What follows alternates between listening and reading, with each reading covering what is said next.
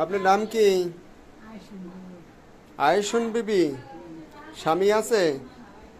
স্বামী মারা গেছে, স্বামী না মারলে মুখ করা বাধা। ছেলে ছেলে মেয়ে? ছেলে মেয়ে নাই। গ্রামের বাড়ি কোথায়? গ্রামের বাড়ি আছে কলস বাড়ি। কলসকাঠি। কলসকাঠি বাকেরগঞ্জ। তো মানে করছে মানুষ ভালো না।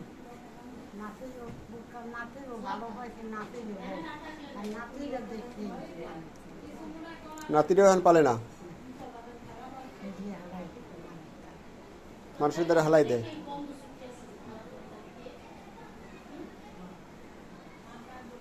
বরিশালে বৃদ্ধাশ্রম বয়স্ক পুনর্বাসন কল্যাণ সংস্থা নির্যাতিত, অবহেলিত, নিঃসন্তান বৃদ্ধ মায়েদের বাবাদের ফ্রি লালন পালন করে আমাদের এই বৃদ্ধাশ্রমটিতে আমাদের একের পর এক বৃদ্ধ, অসহায় বৃদ্ধরা আমাদের এখানে আশ্রয় আসে। পর্যায়ক্রমে আমাদের এখানে 70 জনের মতন আমাদের এখানে বৃদ্ধরা বর্তমানে আছে। তো এই ভিতরেও আজকে এই যে বৃদ্ধ মহিলাকে দেখছেন, সে আমাদের এখানে আশ্রয় নেওয়ার জন্য আসছে। আমরা চেষ্টা করি সাধ্য মতন তাদের দুমুঠো খাবার যোগান দেওয়ার। বাদ বাকি আমাদের শুভাকাঙ্ক্ষী যারা আছে তাদের সাহায্য সহযোগিতায় মূলত বৃদ্ধাশ্রমটি ধীরে ধীরে এই পর্যন্ত আজকে 10 বছর পদার্পণে। তা আমরা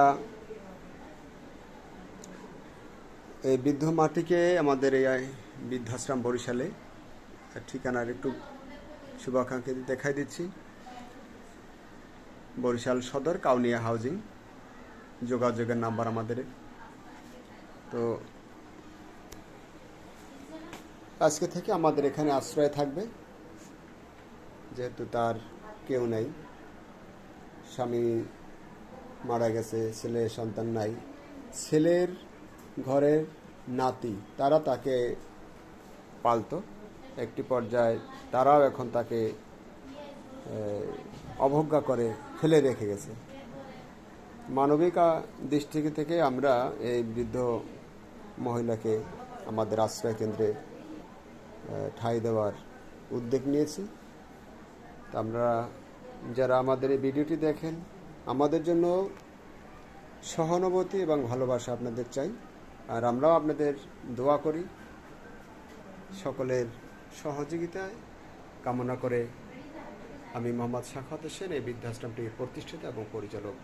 সবাই দোয়া করবেন আমার জন্য, আমি যেন ভালো থাকি, সুস্থ থাকি, সেই কামনায় ছোট্ট একটু ভিডিও থেকে বিদায় নিচ্ছি।